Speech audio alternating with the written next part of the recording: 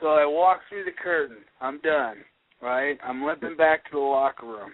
Yeah. I'm walking towards the locker room, and I see New Jack standing right in front of the locker room. And he's pacing back and forth. And I'm thinking, oh, God, we're going to start fighting here. Because he literally wanted to throw me off there for real and hurt me because of what happened in the past. He wanted to get back at me. You know, for the first moment, he was going to be not professional. You know, up until that time, man, me and him, we never had heat.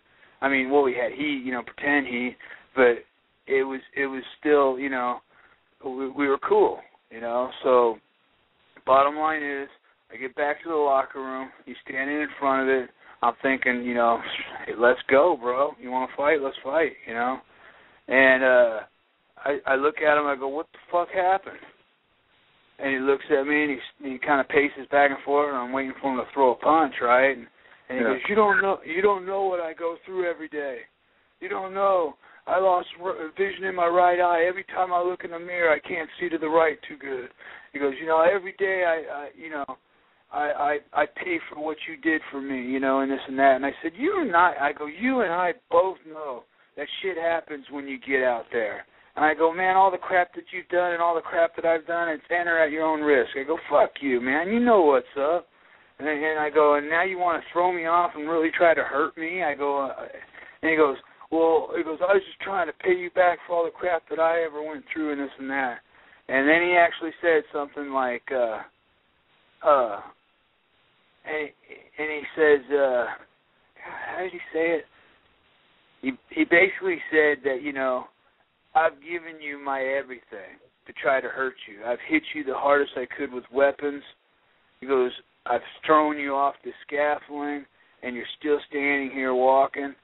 You know, he goes, bottom line is, he goes, I've done everything to try to hurt you. And I said, so now what?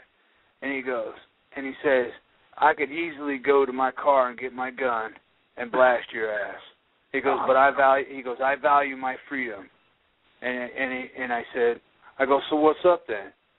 And he actually stuck his hand out, and he shook my hand, and he says, we're straight. Oh, my God. Never talked again after that. We never talked again. You know, all that crap, all that shit he's saying out there on the Internet, it is bull. I was never afraid to dive off that thing. I was never afraid to do any of the crap that he ever said. I wasn't all doped out of my mind like he says. You know, I smoked some pot, whoopee, you know. Who doesn't? Yeah. Well, I don't do that anymore now. I don't even drink. I mean, I've actually changed my whole life since then. Well, you don't drink, Sensei. Look at the big drinker, brother. He's straight edge. God damn it. I like it. Oh, my God. I like it. With straight edge on me. No, that's okay. Hey, Vic, here's my question. I heard rumors that you're retired. Are you really retired now, brother, out of all this? Are you still wrestling, or what's going on with you now, man? Well, you know, not retired, just, you know, honestly, my heart's not in it anymore like it used to be. I mean, if XPW was still rolling and then we were doing our monthly gigs, I'd be down there in a heartbeat. But, you know, up here, up north where I'm from, Oakland area, it's just like an island out here, man. There ain't nothing. You know, you got some local shows here and there, and I don't really pursue it like I used to, you know, to where I want to do shows, you know, like on the East Coast or anywhere, you know, like I used to travel everywhere. I went to Mexico. I've been to Japan.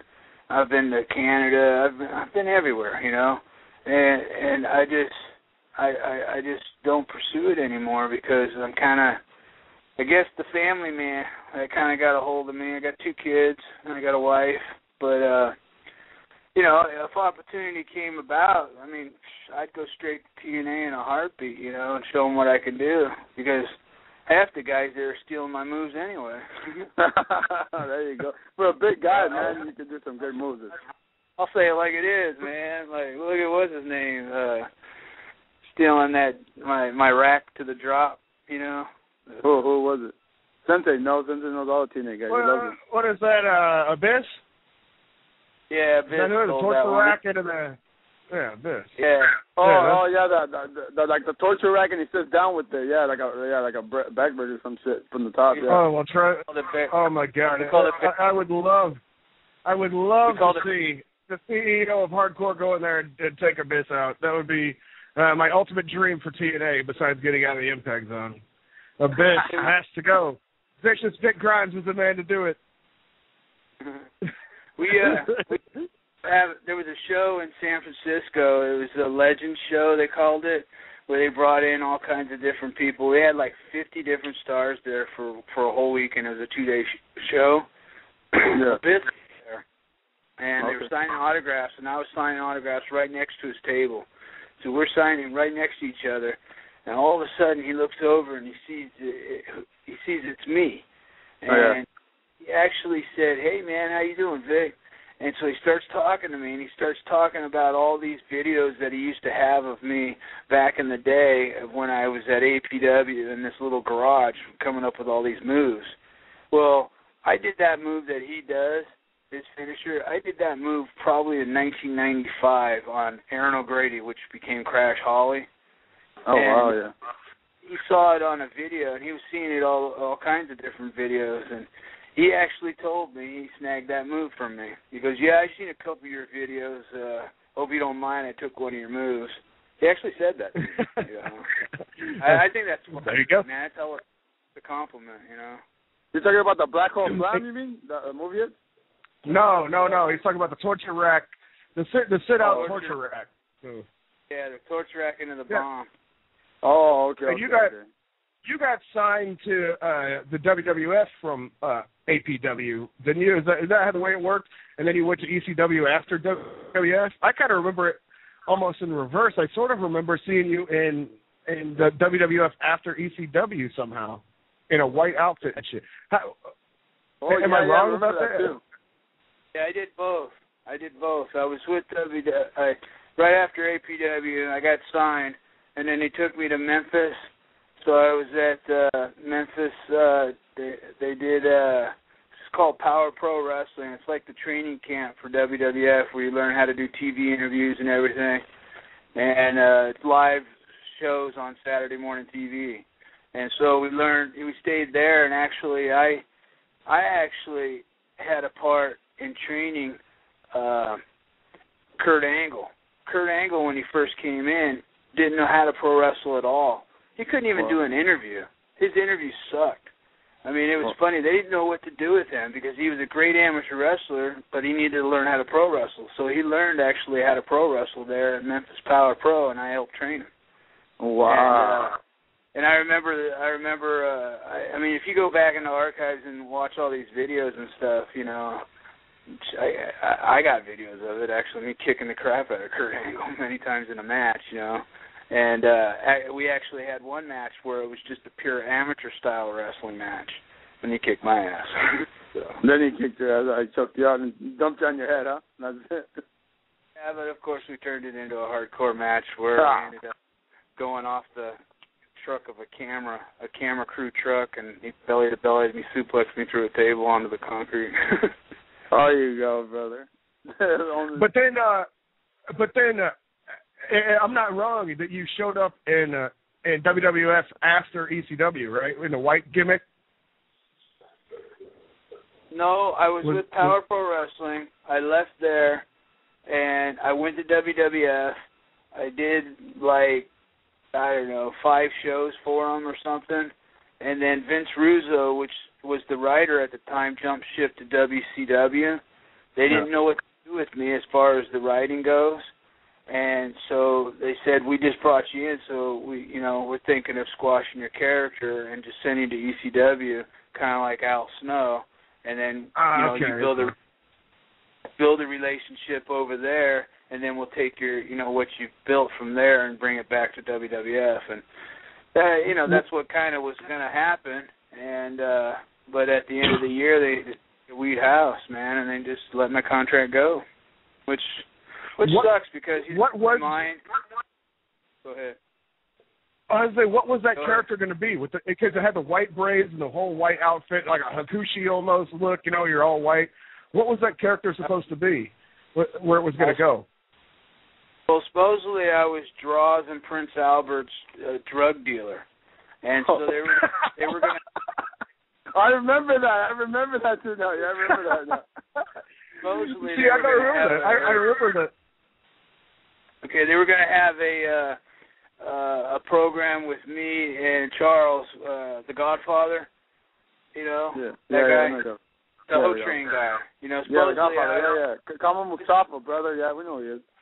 Was the guy that was supposed to supply the drugs to him, and so they were going to have a bunch of little spots in the back of me selling drugs to the boys, and then I want my money, that kind of thing, and then so it started to get cutting edge, you know, to where, you know, I don't know if we should put this on TV because people were going to trip off this, you know, so they ended up they were going to bring my character up to where, you know, eventually they tagged with Droz and Prince Albert, and then they were going to have me turn on them. And then basically go after Val Venus or something. You know, it beats me, man. They didn't really know where they were going to go with the character, and so they ended up squashing the whole character and then sent me off to ECW. It was funny too. They ended up telling me to go home from Memphis and visit your family for a little bit, and then we want you to, you know, to move to Philadelphia and work with ECW. And so I literally had to drive my car all the way to Philadelphia to a town. I had no idea where I was going, and basically get a hotel, check out a town near ECW Arena, and then get an apartment and everything, and then, you know, set shop up there and then start there. So I stayed there, I don't know, for a year and a half, I think, you know, with ECW doing their stuff there at the arena. The Baldies, you're part of the Baldies. It seems weird, though, that ECW wouldn't have taken that character. Did WWF not want you to do that character in ECW? Was that the deal? Because that seems like it would have been more of a... Because you got put in with the Baldies, which is, you know, makes you part of a group, but that character seems like it would have been perfect for ECW. The white character? Yeah, the drug dealer. Yeah, the drug dealer. Well, here's the thing. They had my dreadlocks. They told me to go dye them, you know, so I dyed them white as they wanted me to, you know, and stripped out my hair so much to where my hair was starting to fall out. And so I started looking like splotchy, and I looked like a cancer patient with dreads everywhere. It looked cool, but I mean, it looked cool for wrestling, but it didn't look cool for walking around with, you know. Yeah. So eventually I just decided to shave the whole damn thing off one day, and then all of a sudden I show up, and Paul Lee, you know, dangerously, you know, he's like, well, where's the hair? Where's, you know, your look? And then I said, you know, I told him exactly what I just told you, you know, it's falling out.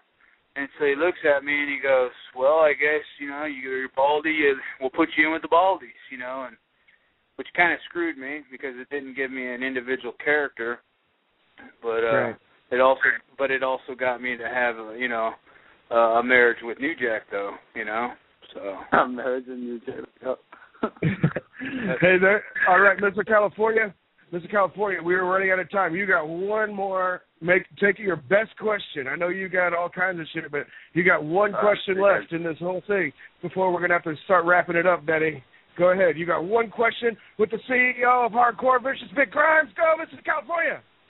Well, my last question is, did you have fun training Kurt Angle beating his ass, brother, or what? What a question. Did I have fun beating his ass? Is that what you said? Yeah, did you have fun beating the crap out of Kurt Angle and training him, man? What do you tell people that you fucking trained them or what? Because I never knew that about you. I actually got, you know, Test. He actually had his tryout match with me in Boston, and we blew it up, and they hired him right then and there. There was Prince Albert. There was Kurt Angle. There was a bunch of stars there at the time where I was at the training camp. Even Rikishi, he was there. K-Ross's boy, Sensei. There you go. Go ahead. All kinds of guys that were there. But, yeah, I had a great time. I helped train him. I helped train a few guys that were there. Did you train Rikishi too? You trained Rikishi too? Oh, he was already set. They actually told me that I had great interview skills when Dory Funk Jr., when he was training us. Yeah, they told me that if they never let me get on the mic, man. They never let me do crap. You know, I mean, I was held back. I thought. I think to me, man, you're one of the best big men in hardcore and technical wrestling, man. You can do it all, brother. You remind me of Bam Bam Bigelow, but just a little bit better and more agile, man. You know what I mean? Yeah, that's what I was going for. I was going for a Vader Bam Bam Mankind-ish thing. You know, as far as style and agility, and I wanted to be the biggest man out there that could do stuff, because my uncle owned a gymnastics school. So when I was younger, I used to do all that stuff. So and I incorporated it when I got bigger. So it worked. Well, that's all I got, Vic. But go ahead, Sensei. Tell me if you got any info, where you can get a hold of them. Right. Hey. Yeah, Vic, you're still open to doing wrestling. If somebody wants to pay the freight for it, and you do these signings and all that kind of stuff too, I'm imagining, right? Yeah, anything. I'm for it. You know, all they got to do is give me a call. You know. And I mean, do you have a place where the humanoids and the spudheads can get a hold of you? Are you on Facebook, or do you have a website or anything like that? I actually have a girl that does my website, but it's on Facebook. I mean, and it's Vic Grimes. So, just look for Vic Grimes. Yeah, just look for Vic Grimes on Facebook. Awesome, excellent. Hey, Vic, thanks a lot, man. You're awesome. I hope people get a hold of you. I hope to see more of you. I hope you don't get any injuries in the future. You know what I mean? And listen, you're the biggest hit at all the party videos across the world, and so at least you have your legacy of that going for the rest of your life. You got your Mick Foley spot. You know? Yeah, I appreciate it, man. Thank you. Yeah. All right, bro. Thanks for being on the show, man. All right, have a good one. All right, man. There goes the CEO of Hardcore, brother.